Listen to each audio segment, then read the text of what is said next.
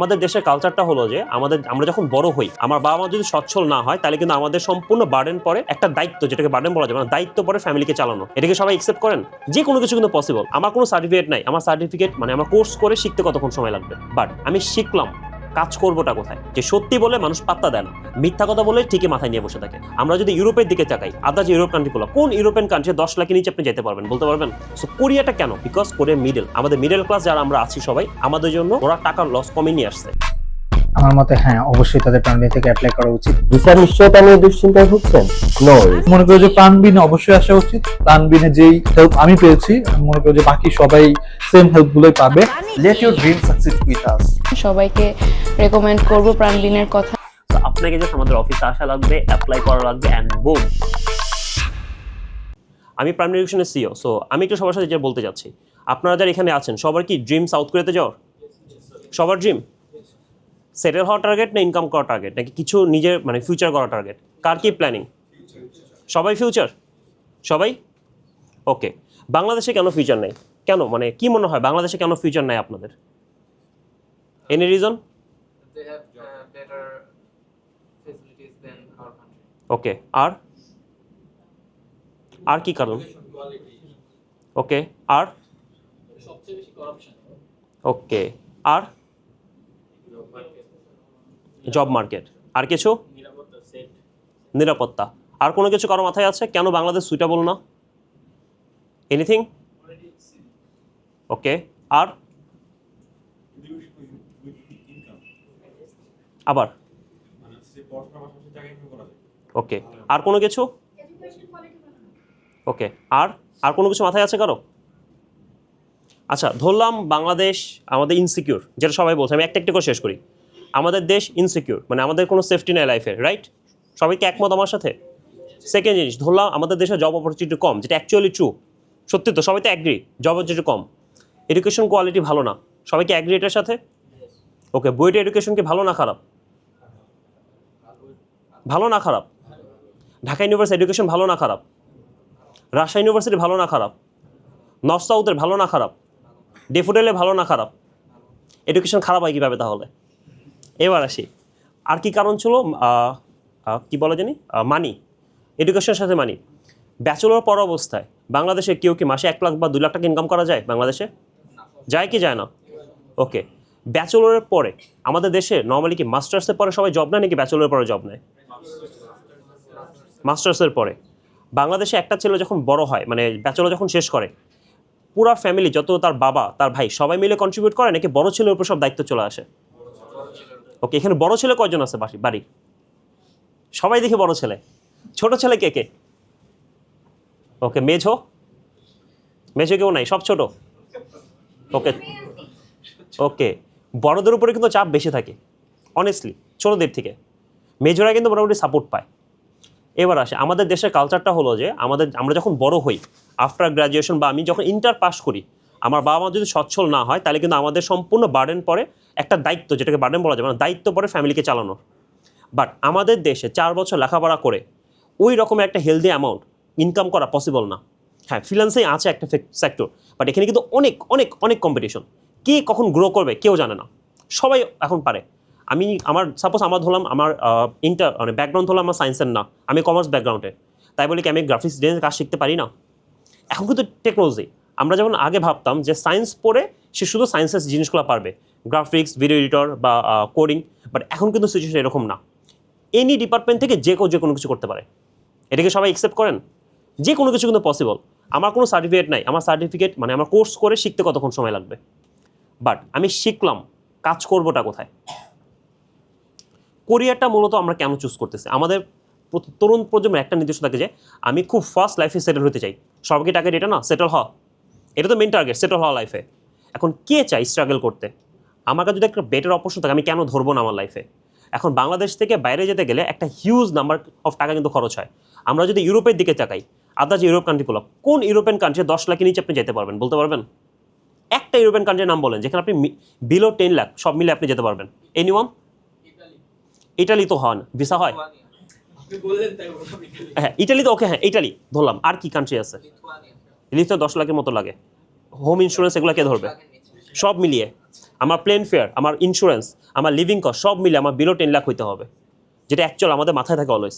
Any country, anything, কারো মাথায় কোনো কান্ট্রি আসতেছে না? সাইফুলের টিউশন ফিস কত?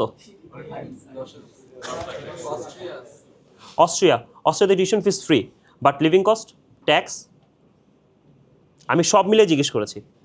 সো আমার কনসেপ্টটা কি, আমি মাসে 3 লাখ টাকা ইনকাম করলাম বা 10 লাখ ইনকাম করলাম, আমি সব খরচ দিলাম, দিন শেষে থাকলো কত? আমি কি জিনিসটা বুঝাতে পেরেছি? সব দেশে ইনকাম আছে, অনেস্টলি মালয়েশিয়ার মতো দেশে ইনকাম আছে যদি কাজ করা যায়, বাট সবাই কি করতে পারে? এখন 1-2 জন বললে কি সেটাকে উদাহরণ দেওয়া যাবে সবার ভিতরে? যেমন কম টাকা ভিতরে ইটালিতে যাওয়া যায়, বাট ভিসা হয়? অনেস্টলি আমি বলি ভাই, যদি ইটালিতে ভিসা হইতো কোরিয়ার মতো, বাংলাদেশে কেউ কোরিয়া যেত না, সব ইটালি দৌড় দিত। বিকজ ইউরোপ, ওর মাথা থেকে ইউরোপ কী করবো পরে বেশি, আমি ইটালি যাবো, আমি সার্বিয়া ঢুকবো, নৌপথে বিমানে কে বলে প্লেনের চাক্কা ধরে আমি কোথায় যাব? ইটালি যাব। কিচ্ছু ব্রেনে নাই, কী করবো? আমি পা দিয়ে নিই বর্ডে, পরে আমি দেখবো কী করবো। আমাদের ব্রেন কিন্তু এরকমই কাজ করে, আমরা কিচ্ছু জানি না কোন দেশে যাব। আমার অমুকের ফ্রেন্ড গেছে ইউরোপ, আমি ইউরোপ যাব। কথা কি সত্যি নাকি? বাসার পাশের যদি কেউ বিদেশ যায় এবং আপনি যদি দেশে পড়ে থাকেন এবং সে যদি প্রতি মাসে 1-2 লাখ টাকা দেশে পড়ে, তাহলে কিন্তু জীবন তছনছ হয়ে যায়। উঠতে বসতে বাপ মা খালি কথা শোনায়, ওর এত কিছু তুই কেন পারলি না? টুকটাক কিন্তু হয়। এমন কেউ আছেন যে লাইফে কখনো বাবা মার কাছ থেকে কখনো খোটা শোনেন নাই যে এটা কেন পারলি না, ওইটা কেন পারলি না? কেউ আছেন এরকম এখানে? তার মানে সবাইকে এরকম শোনা হয়েছে। এটা হলো চরম বাস্তবতা। বাট লাইফটা এইভাবে কাজ করে না। আমাদের লাইফে অপরচুনিটি বলতে একটা কথা আছে। কোরিয়াতে মাঝখানে আগের দিনটা কিন্তু ভিসা হয় না বাংলাদেশ থেকে। সো কোরিয়াটা কেন? ফার্স্ট অফ অল আমি কিন্তু নিজেও সাউথ কোরিয়াতে ব্যাচেলর মাস্টার্স করেছি। সো আমি কিন্তু ফার্স্টে চায়নাতে লেখাপড়া করেছি, চায়না থেকে আমি কোরিয়াতে গিয়েছি। আমার কিন্তু 2টা দেশে ডিগ্রি আছে। সো 2টা দেশে এনভায়রনমেন্ট আমি জানি 2টা দেশ কেমন। 2টা দেশ 2টা জায়গার জন্য বেস্ট। কোরিয়া কেন আমাদের জন্য বেস্ট? প্রথমত আমাদের কাছে সবাই আমরা মধ্যবিত্ত, যাদের অনেক বেশি টাকা আছে। আমার বাবার যদি 15-20 লাখ টাকা অ্যাফোর্ড করার মতো অ্যাবিলিটি থাকে, আমি কি কোরিয়া যাব? যার বাবার এখানে 20 লাখ টাকা অ্যাফোর্ড করার মতো অ্যাবিলিটি, সে জীবনেও কোরিয়া যাবে? এনিওয়ান কেউ কোরিয়া যাবে 20 লাখ টাকা খরচ করার মতো অ্যাবিলিটি থাকলে? না, যাবে না। কেন যাবে না? Because I have money. তখন আমি চুজ করবো অস্ট্রেলিয়া, তখন আমি চুজ করবো ইউকে, তখন আমি চুজ করবো হলো আয়ারল্যান্ড, যখন আমার কাছে টাকা থাকবে। বাট যখন আমার কাছে টাকা নেই, তখন আমাকে দেখতে হবে আমি কম বাজেটের ভিতরে কোথায় যেতে পারি। এগুলো বাস্তবতা, যেটা অ্যাকচুয়াল। এখন কোরিয়া কেন ভালো হচ্ছে? বিকজ কোরিয়া মিডল, আমাদের মিডল ক্লাস যারা আমরা আছি সবাই, আমাদের জন্য ওরা টাকার লস কমে নিয়ে আসছে। 4-5 লাখ টাকা টিউশন ফিস, 1.5 লাখ টাকা, 2 লাখ টাকা, 2.5 লাখ টাকা, স্কলারশিপ দিচ্ছে 50%, 70%, 80%, 100% দিচ্ছে। ব্যাংক লাগতেছে, লোন নিয়ে যাওয়া যাচ্ছে মাত্র 23 লাখ টাকা, এফডিআর ঝামেলা নাই, ট্যাক্স মাত্র 5,000 টাকা, সুখ সুবিধা দিচ্ছে ওরা। ওভারঅল সব মিলে আমরা বলি 4 থেকে 5 লাখ টাকা যাওয়া যায়। এই যে এই টাকার ভিতরে কোন দেশ আমাদেরকে কোরিয়ার মতো বেটার ফ্যাসিলিটি দিবে? কারো কোনো আইডিয়া আছে? অন্য কোনো দেশের নাম আছে মাথায়? আমি যদি বলি 5 লাখ টাকায় কোরিয়া ব্যতীত কোরিয়ার সব ফ্যাসিলিটিস এমন একটা দেশের নাম বলো, কেউ বলতে পারবা? এনিওয়ান?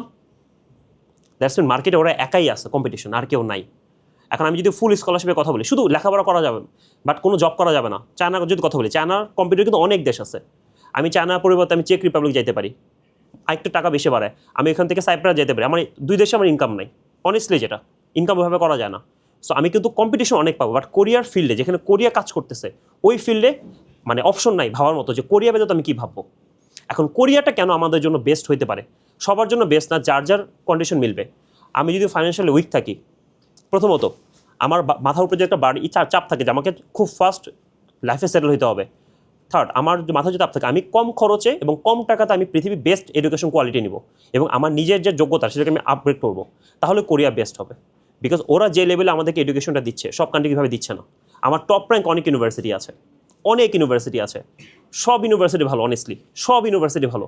আমরা কি করি, গুগলে যে সার্চ দিই যে অমুক টপ ইউনিভার্সিটিস কি, সোল ন্যাশনাল ইউনিভার্সিটি যাবো, বা আমি আদার্স যে বাংলাদেশ লাগে আমি টপ যেগুলো বুয়েট এগুলো পড়বো।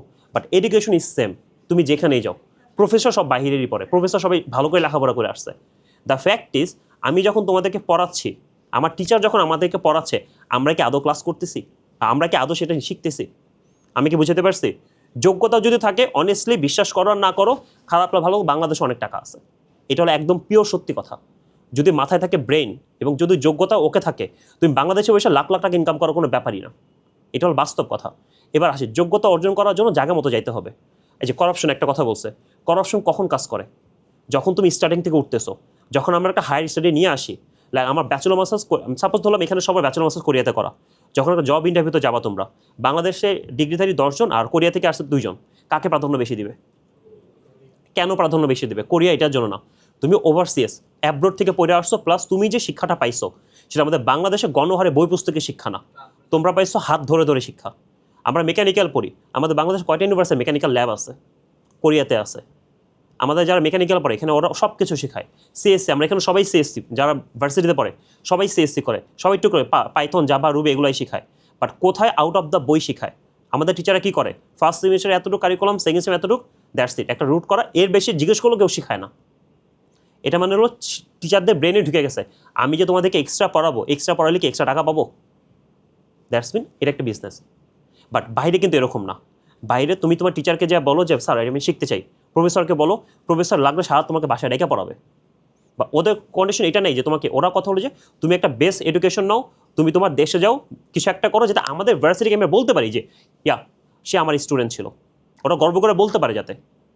আমার বিষয়টা কি বুঝতে পারছো? সো লাইফে এটা সেট করা অনেক ইম্পর্টেন্ট। কোরিয়া, আমরা ফারিস যেখানে আজকে ফেয়ার হচ্ছে, ফারিস কিন্তু উমসং এরিয়াতে পড়েছে।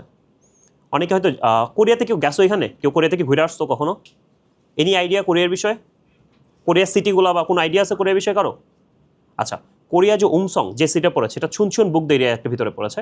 অ্যান্ড ভাকসানিম ফারিস্টন যে ছুনছুন বুকদে ছুনছুন বুকদো, হ্যাঁ ছুনছুন বুকদে, এটা একটা আমাদের যেমন আমরা বলি না ঢাকা, রাজশাহী, কুমিল্লা, এই ছুনছুন বুকদো অনেকটা রাজশাহীর মতো। আমি কি বুঝাতে পারছি? আমি রাজশাহীতে থাকবো, ভার্সি রাজশাহীর ভিতরে আমরা ধরি কোনো একটা জায়গার নাম, লাইক ঢাকার ভিতরে মিরপুর হইতে পারে, উত্তরা হইতে পারে, এরকম ছুনছুন বুকদের ভিতর উমসং একটা জায়গার নাম। আমরা যে সোল সবাই বলি, সিউল কিন্তু ছোট্ট একটা জায়গার নাম। পুরো স্টেটের নাম হলো গিয়ংগিদো প্রভিন্স যেটাকে বলা হয়। গিয়ংগিদোর ভিতরে আমাদের ইনচন আছে, ইথুয়ান আছে, আমাদের সোল আছে, আমাদের উজম্বো আছে, সব কিন্তু একটা স্টেটের ভিতরে। তো ফারিস্ট হলো সোল থেকে দূরে 1 ঘন্টা 30 মিনিটের দূরত্ব। এই সিটিতে আমি আমার লাইফে 1.5 বছর কাটাইছি, এই উমসং, এই ফারিস্ট ইউনিভার্সিটির পাশে। আমি নিজে পুরো উমসঙ্গে ঘুরে ঘুরে দেখছি, আমার A to Z সব আমি জানি এটা বিষয়ে। সো প্রথমত এই সিটিতে যারা লেখাপড়া করে তাদের এখানে থাকা লাগে না, এরা সবাই ইতে যে পড়বে তোমার সোলে থেকে, মানে আমাদের এখানে যে সিটিগুলো আছে সোলে যে কোনো জায়গাতে থেকে বাস দিয়ে এখানে আসা যাওয়া করতে পারে। অ্যান্ড আমাদের অলরেডি ইউনিভার্সিটি স্টুডেন্ট আছে, আমি কথা শেষ করার পরে আমি একটা ভিডিও কল দিব, রাইট নাও যে অলরেডি ফারিস্টে পড়তেছে আমাদের স্টুডেন্ট। সো আমাদের মোটামুটি 7 জন স্টুডেন্ট এখানে অলরেডি লেখাপড়া করতেছে, যারা অলরেডি আগের ইন্টেকে তার আগের ইন্টেকে আছে, তোমাদের সিনিয়র ব্যাচ সবার। সো উমসংয়ে পড়ে কিন্তু উমসংয়ে থাকা লাগবে না। আমি যদি এখন চুম্বুক ন্যাশনাল ইউনিভার্সিটি পড়ি আমার কিন্তু এখন ছননে থাকা লাগবে। আমি যখন কাঙ্গনে পড়ি আমাকে ছননে থাকা লাগবে। আমি যদি দংগুইতে পড়ি আমাকে বুসানে থাকা লাগবে। বাট সিটিতে কিন্তু থাকছো না, তোমার আলাদা আরেকটা মেগা সিটিতে থাকছো। বাট ফারিস্টে পড়লে সোলে থাকতে হবে, বিকজ সোলের থেকে প্রতিদিন বাস চাই ওদের। বাসে করে আসা যাওয়া করে তুমি তোমার ক্লাস করতে পারবা অ্যান্ড জবও করতে পারবা। প্রথম সেমিস্টার একটু চাপ বেশি, সেকেন্ড সেমিস্টার থেকে 1 থেকে 2 দিন ওদের ক্লাস নেওয়া যায়। সবাই কি বুঝতে পারছো? ফারিস্ট এবার রিজনাল ভিসা দিচ্ছে। রিজনাল ভিসা এমনটা আমি বলবো না কতগুলো কোঠা, বাট ইজ অ্যাবভ 60-60টার বেশি ওদের রিজনাল ভিসা কোঠা আছে। সো রিজনাল ভিসাটা কি? সাউথ কোরিয়ান গভর্নমেন্ট থেকে প্রভিনশিয়াল আমরা বলি না বৃত্তি, JSC PS আমরা বলি না বৃত্তি পাইছে, ওই কাইন্ড অফ গভর্নমেন্ট থেকে ওরা একটা ফান্ডিং পেয়েছে, যেটা কারণে প্রতিটা স্টেটকে একটা নাম্বার অফ সিট দেওয়া হয়েছে।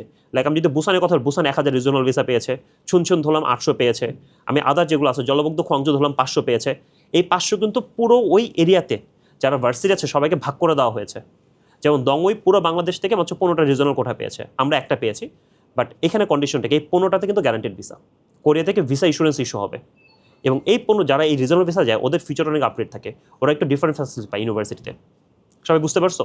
তো ফারিস্ট অ্যারাউন্ড 60টার মতো পেয়েছে, 60টার উপরে পেয়েছে, যেটা ওদের কনফার্ম ভিসা, এবং সাথে আছে রিজনাল ক্যাটাগরি। সো এগুলোতে একটা মিনিমাম রিকমেন্ড লাগে, IELTS 6, মিনিমাম GPA 4 এবং 2022 ইন্টার। যদি এইটাকে ফুলফিল করতে পারে এবং তার যদি প্রিভিয়াস কোনো রিজেকশন না থাকে, কোনো রিজেকশন একদম ফ্রেশ প্রোফাইল, শুধু তারা পাবে। যদি কারো প্রিভিয়াস কোনো রিজেকশন থাকে তাহলে সে পারবে না, এটা পসিবল না, অনলি ফ্রেশ ফাইল। এটা হলো ফর রিজনাল ভিসা। এখন সবাই তো রিজনাল ভিসা চান্স পাবে না, স্বাভাবিক বিষয়। এখন আমি সবাইকে দিতেও পারবো না। এখন আমার 200-300 স্টুডেন্ট আছে, আমি সবাই বলবো রিজনাল ভিসা দিব, পসিবল না। তো আমার নর্মাল ভিসাতে অ্যাপ্লাই করতে হবে।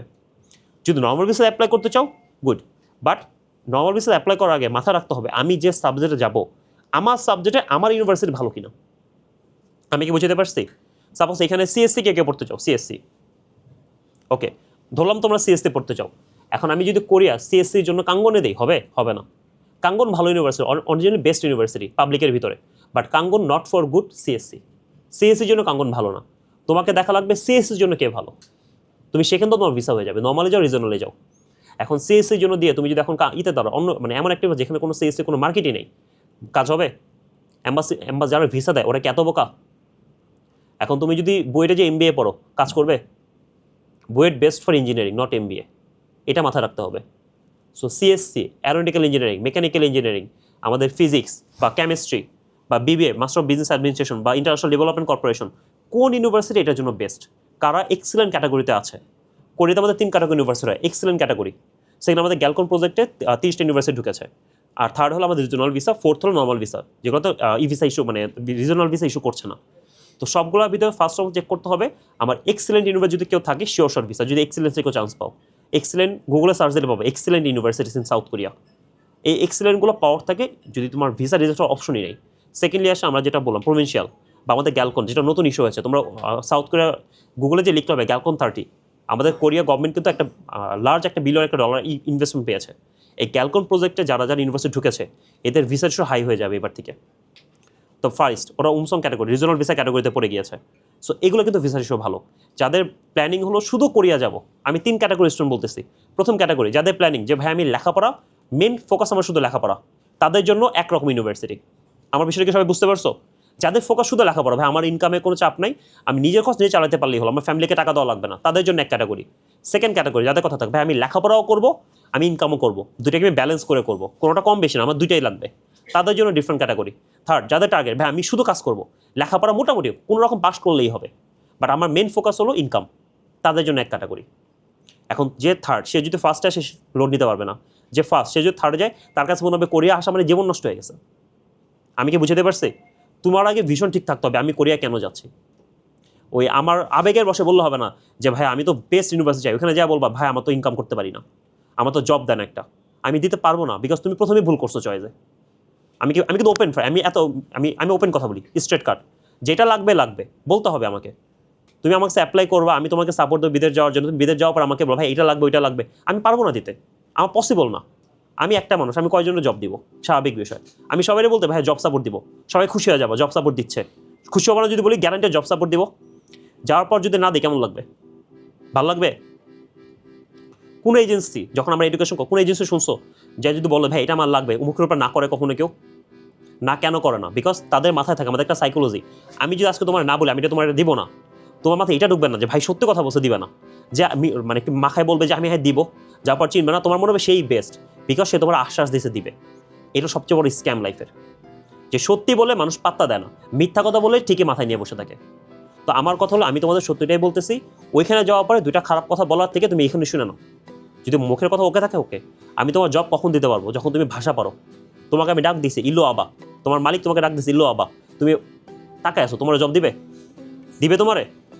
ও ভাষা শিখে গেছে, ওর যে আমি ডাক দিই ওইখানে হাইটে চলে আসছে, ও জব পাবে না? পাবে। কে পাবে? কোরিয়ান পারো না তুমি ভাই? ও কিন্তু বেসিক কোরিয়ান পারে। এখন আমি যদি ওরে ডাক দিই, ও যদি আসে আর তোমরা যদি না আসো, আমি অ্যাজ এ সাউদার্ন নেম আমি কারে জব দিব? তোমরাই বলো কারে দিব? ওরে কেন দিব বলো তো? ওর যদি একটা কাজ করলে আমার কাজ নষ্ট হবে না। এখন আমি গ্লাসটা নিয়ে বলবো এটা টেবিল উপরে যা রেখে আসো, আমার তোমার 10 বার বলা লাগবে, তারপর তুমি বুঝবা না। পরে তুমি কি করবা? ফোন নিয়ে আসবা, ফোন নিয়ে বলবো, মুখের সামনে ধরে বলবা ট্রান্সলেট করেন। আমার সময় নষ্ট হচ্ছে না এখানে। ওরে যখন আমি বলবো রেখে আসো, ও রেখে আসলো, আমি 2 টাকা বেশি দিলে আমি ওরে বেশি দিব, বিকজ ওর জন্য আমার সময় নষ্ট হচ্ছে না। আমি কি সিম্পল কথাটা বুঝাইতে পেরেছি? বুঝতে হবে আগে। কোরিয়াতে প্রচুর বাংলাদেশি আছে।